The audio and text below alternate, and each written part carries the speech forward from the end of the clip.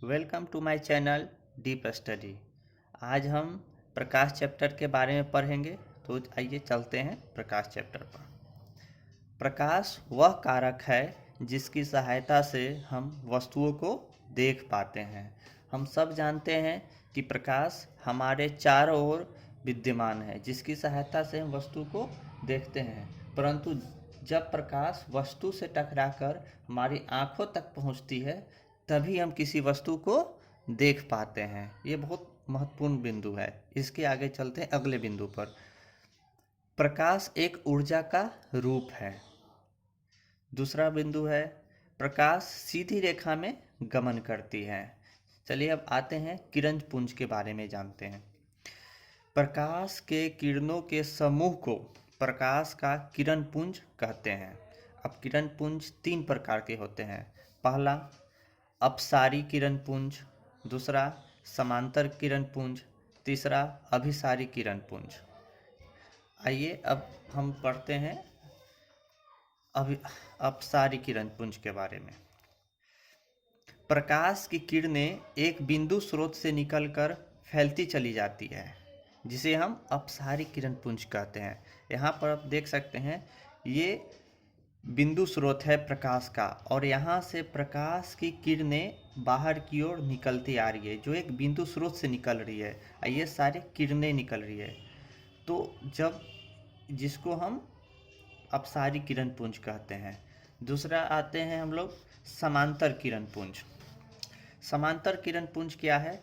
जब प्रकाश की किरणें एक दूसरे के समानांतर होती हैं, तब इसे हम समानांतर किरण पुंज कहते हैं। यहाँ पर देख सकते हैं, ये किरण है। ये सारे किरणें हैं जो कि एक दूसरे के पैरेलल जा रही है।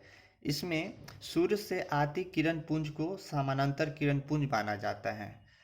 इसमें याद रखने वाली बात है, आपको एग्जाम में पूछ सकता है कि दूर से आती हुई किरणें को क्या माना जाता है। तो आप जानते हैं कि दूर कहने का अर्थ सूर्य भी पृथ्वी से काफ़ी दूर है, तो वहाँ से जो किरण आ रही है तो उसको हम समानांतर किरण पुंज कहते हैं। ठीक है, अब चलते हैं अगले पे, जिसका पलटते हैं अब यहाँ से।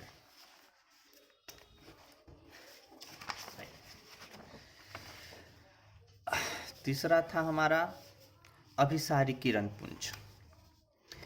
प्रकाश की किरणें एक बिंदु पर आकर मिलती है या मिलती हुई प्रतीत होती है। यहाँ पर आप देख सकते हैं, ये एक बिंदु है। यहाँ से किरण, ये किरण है, यहाँ से किरण एक बिंदु स्रोत पर आके मिल रही। ये बिंदु स्रोत है, एक बिंदु है। ठीक, ये बिंदु है। यहाँ से किरण एक बिंदु पे आके मिल रही है। जब इस तरह से आपको लगे कि यहाँ मिल रही है, मिलते हुए आप प्रतीत हो, तो उसे हम अभिसारी किरण पुंज कहते हैं। उसके आगे चलते हैं। अब कुछ इसमें और पॉइंट्स हैं, जैसे कि पारदर्शी। पारदर्शी के बारे में आप लोग जानते होंगे, या नहीं जानते हैं तो देखिए। वे पदार्थ जिनसे होकर प्रकाश आसानी से पार कर जाता है, जैसे कि कांच, पानी, हवा। देखते होंगे कि प्रकाश जो है किसी माध्यम से गुजर जाती है, आसानी से गुजर जाए, तब वो पारदर्शी हो गया। मतलब हम आर पार प्रकाश का आना जाना। दूसरी होती है अपारदर्शी। वैसे पदार्थ जिससे प्रकाश बिल्कुल नहीं गुजरे, जैसे कि ईंट हो गया, लकड़ी हो गया, ये सबसे प्रकाश नहीं गुजरती है। पत्थर हो गया, इनसे प्रकाश नहीं गुजर सकती है, तो ये अपारदर्शी कहलाते हैं। तीसरा हो गया पारभासी। पारभासी कहने का अर्थ हो गया कि वैसे पदार्थ जिन पर पड़ने वाले प्रकाश के एक छोटे भाग को ही अपने से होकर जाने देते हैं।